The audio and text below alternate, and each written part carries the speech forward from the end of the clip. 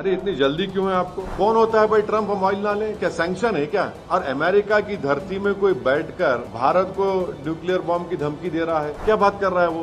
बैठकर nuclear threat दे रहा है हमको उनका आर्मी चीफ। सिर्फ पॉलिटिकल स्टेटमेंट आना चाहिए नरेंद्र मोदी सरकार तरफ, खाली एमईए से स्टेटमेंट आ गया है।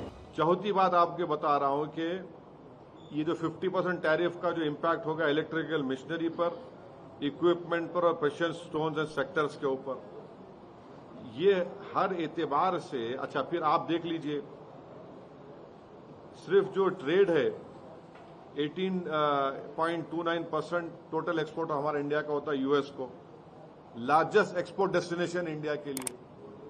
तो फिर ये क्या हो रहा है? इससे तो बहुत बड़ा हमारी तकलीफ होने वाली है।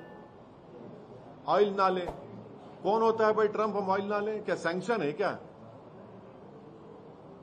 अमेरिका ने कहा कि भारत का कि आप ऑयल लीजिए इतने प्राइस कैप पर, हम ऑयल ले रहे हैं।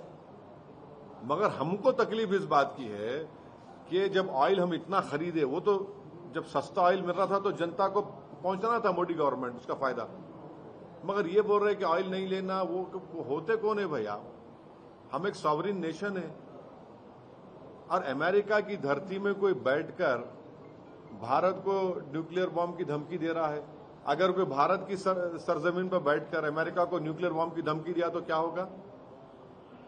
हम उम्मीद करते हैं कि नरेंद्र मोदी की सरकार यहां पर जो भी उनका डिप्लोमेट है, उनको बुलाकर हम अपना ऑब्जेक्शन जाहिर करें। कौन आपकी सरजमीन में बैठ के कैसा कर रहा है? वो क्या बात कर रहा है? वो बैठकर न्यूक्लियर थ्रेट दे रहा है हमको उनका army chief.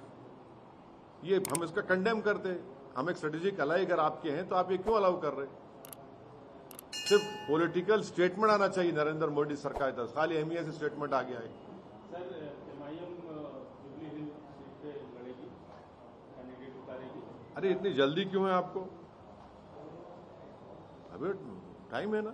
Sir, BJP's Amit Malviya says that Sonia Gandhi appeared in the electoral rolls even before getting Indian citizenship in 1980. That is 3 years before she got the Indian citizenship.